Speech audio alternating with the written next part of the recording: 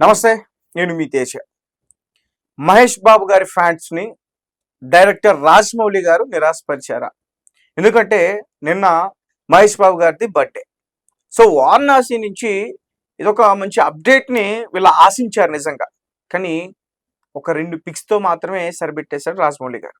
So దీంతో తీవ్ర ఆగ్రహం వ్యక్తం అయ్యారని చెప్పి నిన్న న్యూస్ అంతా కూడా నడిచింది. దీనికి సంబంధించి మరిన్ని విషయాలు మనం తెలుసుకునే ప్రయత్నం చేద్దాం. మనతో పాటు మాట్లాడడానికి ఫిల్మ్ జర్నలిస్ట్ ధీరజ్ అబ్బాజీ గారు ఉన్నారు. ఆయనతో మాట్లాడదాం. నమస్తే సార్. నమస్తే తేజ. సో మహేష్ బాబు గారు ఫ్యాన్స్ ఆ, చాలా హీట్ లో ఉన్నారు. ఆహా, డిసప్పాయింట్ అయ్యారు. వాళ్ళని ఇప్పుడు టచ్ చేస్తే చాలా ఫైర్, ఇంకా వైల్డ్ ఆ, ఫైర్ లో రియాక్ట్ అవుతారు.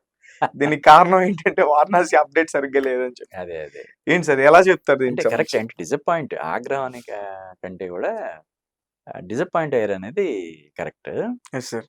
కాకపోతే ఆ డిసప్పాయింట్మెంట్ స్థాయి కూడా కొంచెం ఎక్కువగా ఉందని మనం చెప్పొచ్చు. Yes sir. ఎందుకంటే ఈ వారణాసి టైటిల్ అనౌన్స్ చేసి తర్వాత ఏదైతే అప్పుడు ఫస్ట్ గ్లిమ్స్ లాగా రిలీజ్ చేశారో అది ఇప్పటికి కూడా అన్ని మల్టీప్లెక్స్ల్లో ప్లే ఇదవుతుంది, చేస్తారు. ప్లే చేస్తున్నారు కదా. నేనే ఇప్పుడు ఐమాక్స్కి మనం ఎప్పుడు సినిమా చూడడానికి వెళ్ళినా ఫస్ట్ మహేష్ బాబు ఆ, సినిమా బిగినింగ్లో కానీ మధ్యలో కానీ అది వేస్తున్నారు.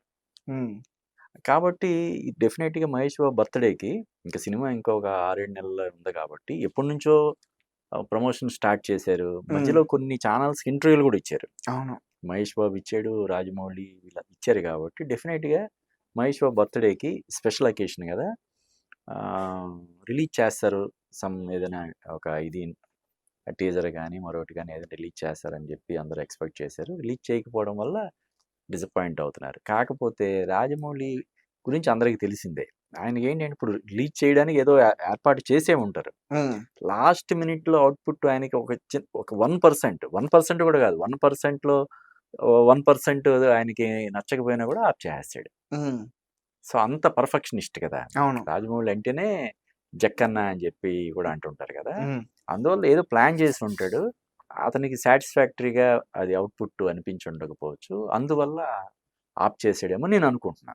అందువల్ల అలా అని మరీ ఏది రిలీజ్ చేయకపోతే బాగుండదు కాబట్టి అది మహేష్ బాబు స్టిల్స్ 2 రిలీజ్ చేశారు. పర్టికులర్గా రెండోది మరీ మామూలు సాదాసీదాగా అవును. ఉండడం అనేది ఫ్యాన్స్ కొంత జీర్ణించుకోలేకపోతున్నారు. కామెంట్స్ కూడా పెట్టారు చాలా మంది. అంటే ఆ. దీని ముందు ఫ్యాన్ మేడ్ పోస్టర్స్ చాలా బాగున్నాయి వాళ్ళు రిలీజ్ చేసినాయి అని. అదే అదే అదే అదే అంటే ఒక్కొక్కసారి ఏమవుద్దంటే ఇలా డిసప్పాయింట్ అయిన తర్వాత కరెక్ట్ మళ్ళీ అకేషన్ చూసుకొని ఒకటి వదిలితే దానికి రెస్పాన్స్ ఇంకా చాలా బాగుంటుంది కదా. సో ఆ రకంగా ఏమైనా స్ట్రాటజిక్గా రాజమౌళి అంటే వ్యూహాత్మకంగా కూడా ఇప్పుడు ఇలా డిసప్పాయింట్ చేసి తర్వాత సర్ప్రైజ్ చేద్దామన్న వ్యూహంతో కూడా అతను అలా చేసి ఉండొచ్చు. సో అంటే ఫ్యాన్స్ ఆశించినట్టయితే మాత్రం అవి అదే లేవు. అదే అవును. అంటే మహేష్ బాబు బర్త్డే అంటే మహేష్ బాబు అనే కాదు, ఏ హీరో బర్త్డే అయినా ఆ ఫ్యాన్స్కి ఒక స్పెషల్ అకేషన్ కాబట్టి అప్పటికి నడుస్తున్నటువంటి సినిమాకి సంబంధించినటువంటి అప్డేట్ ఆ టైంలో రిలీజ్ చేయడం అనేది ఒక ఆనవాయితీగా ఈ మధ్య కాలంలో జరుగుతూ ఉంది కాబట్టి మహేష్ బాబు ఫ్యాన్స్ అందరూ కూడా డెఫినెట్గా అది ఎక్స్పెక్ట్ చేశారు. కేవలం ఫోటోలతోటి మాత్రమే సరిపెట్టడం వల్ల డిసప్పాయింట్ అయ్యారు. దాన్ని త్వరలోనే రాజమౌళి కాంపన్సేట్ చేస్తాడని మనం చెప్పొచ్చు. అలాగే అంటే కొన్ని రోజుల ముందు వారణాసి ఒక క్లిప్ లీక్ అయింది. ఆ వీడియో కూడా వైరల్ అయింది. సో నిజంగానే వారణాసి సెట్ లో అది ఎవరో ఒక పర్సన్ దూరం నుంచి దాన్ని రికార్డ్ చేసి సోషల్ మీడియాలో వదిలేడు. అది మాత్రం అసలు ఛాన్స్ లేదు. అంటే ఎలా అంటే అసలు సినిమా సెట్లోకి ఈవెన్ హీరో ఫోన్ కూడా తీసుకురాకూడదని చెప్పి ఒక నియమం లాగా పెట్టారు అందులో. అంటే ఎవరు కూడా సెట్లోకి ఫోన్లు తీసుకురాకూడదు. అయితే ఒక్కొక్కసారి సరదాగా బటన్కి ఇప్పుడు అన్ని రకరకాలు వచ్చేసినాయి కదా. ఈ పెన్ కెమెరాలు వచ్చేసాయి, బటన్ కెమెరాలు వచ్చేసాయి, స్పెట్స్ కెమెరాలు ఇవన్నీ వచ్చాయి కాబట్టి దాన్ని మనం అవాయిడ్ చేయలేము.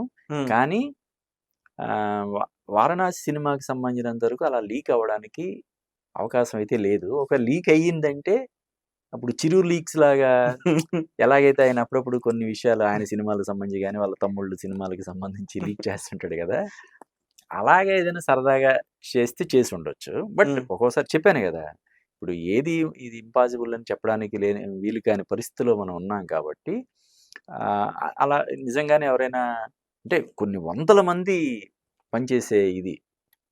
ఏ ఒక్కరో కాదు గదా!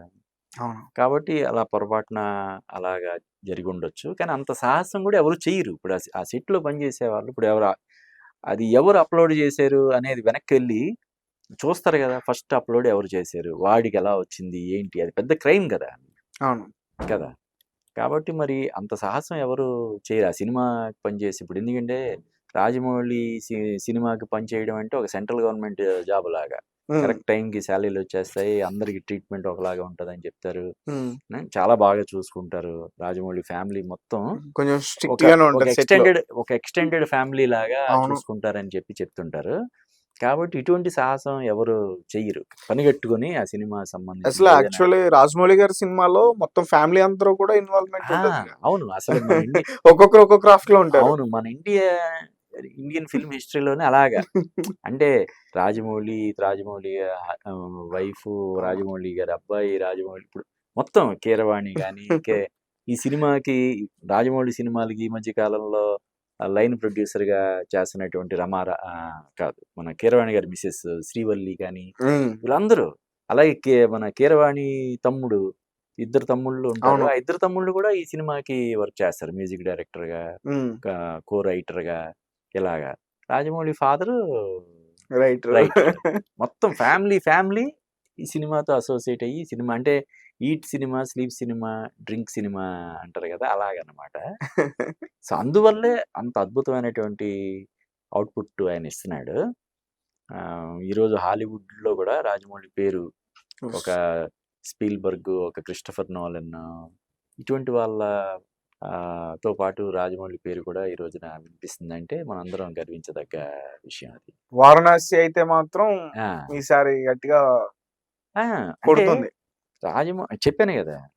ఏదో అతనికి టైమ్ ఇప్పుడు సె ఏప్రిల్ 7థ్ అని టైము అది డేట్ అనౌన్స్ చేశారు. ఒకవేళ నచ్చకపోతే లేదు ఇంకొక 6 నెలలు అంటాడు. అతనికి అంతే నచ్చకపోతే. ఇప్పుడు ఆ ప్రొడ్యూసర్ గాని ఎవరు నో చెప్పరు. ఫాన్స్ కొంత డిసప్పాయింట్ అవుతారు. సరే అని చెప్పి ఊరుకుంటారు. ఎందుకంటే బాగా రావడం కోసమే కదా! పోస్ట్‌పోన్ చేసేది. అంటే తనకి బాగా నచ్చేంత వరకు, తనకి మాత్రమే గాదు, తన టీమ్‌కి మొత్తం నచ్చేంత వరకు హుహు. ఆ సినిమాని చెక్కుతూనే ఉంటాడు గాబట్టి ఫెయిల్ అవ్వడానికి అవకాశం లేదు. పైగా ఇప్పుడు రాజమౌళి ఆ సినిమాని కేవలం మన ఇండియాలో మాత్రమే గాదు, ప్రపంచవ్యాప్తంగా విడుదల చేయడానికి సన్నాహాలు చేస్తున్నాడు. అవును. దాదాపుగా 160 దేశాల్లో కొన్ని వేల థియేటర్‌లో. చేస్తున్నారు. హ్మ్. అంటే మనం అంతకుముందు కూడా చెప్పుకున్నాం.